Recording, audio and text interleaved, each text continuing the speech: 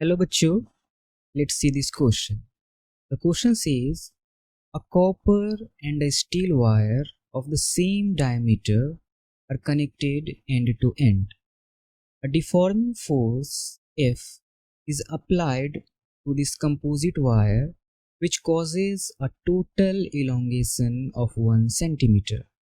The two wires will have option A the same stress and strain, option B the same stress but different strain, option C same strain but different stress, option D different strains and stress. इस question में जो की concept हमारा use होगा वो होगा Hooke's law of elasticity. तो Hooke's law of elasticity क्या कहता है? According to Hooke's law of elasticity, stress is directly proportional to strain. अब क्वेश्चन में हमारा बात इलोंगेशन का हो रहा है, यानी लॉन्गिट्यूडनल इलोंगेशन, लॉन्गिट्यूडनल कंप्रेशन और लॉन्गिट्यूडनल इलोंगेशन का बात हो रहा है. तो जो हमारा स्ट्रेस होगा वो होगा टेंसाइल स्ट्रेस और जो स्ट्रेन होगा वो होगा लॉन्गिट्यूडनल स्ट्रेन. और जो प्रोपोर्शनैलिटी कांस्टेंट होगा वो होगा यंग्स मॉडुलस. टेंसाइल स्ट्रेंस को हम डिनोट करते हैं सिग्मा से. प्रोपोर्शनैलिटी कांस्टेंट होगा y Young's modulus multiplied by longitudinal strain को हम डिनोट करते हैं एप्सिलॉन से. तो ये हमारा हुक्स लॉ हो जाएगा, sigma is equal to y epsilon. अब क्वेश्चन में हमें दे रखा है कि डायमीटर, दोनों वायर्स के डायमीटर सेम है, हम उसे d मान लेते हैं. तो इस हिसाब से उनका रेडियस भी सेम होगा क्योंकि radius equal to diameter by 2 होता है. और cross section area A pi r square होता है. तो यहाँ से दोनों वायर्स के लिए जो क्रॉस सेक्शन एरिया ए होगा वो भी सेम होगा. तो हम जानते हैं कि टेंसाइल स्ट्रेस का फॉर्मूला होता है F divided by A, where F is applied force and A is cross section area.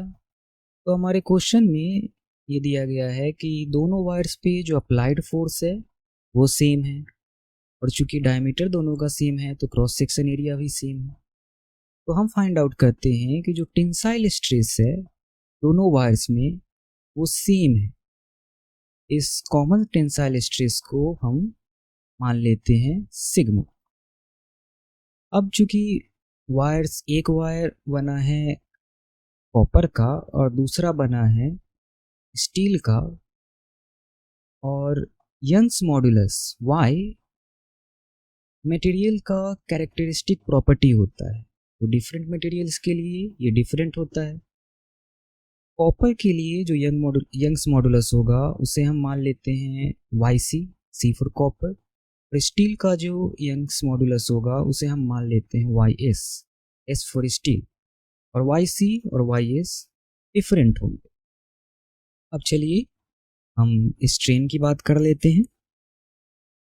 Now according to Hooke's law, tensile stress sigma is equal to Young's modulus y times longitudinal strain epsilon. तो steel के लिए जो tensile stress है वो sigma है, जो Young's modulus है वो YS है, और जो लॉन्गिट्यूडनल स्ट्रेन है उसे हम मान लेते हैं एप्सिलॉन S. सिमिलरली कॉपर के लिए जो टेंसाइल स्ट्रेस है वो सिग्मा है, यंग्स मॉडुलस है वो वाई सी है, और लॉन्गिट्यूडनल स्ट्रेन हम मान लेते हैं सिग्मा सी।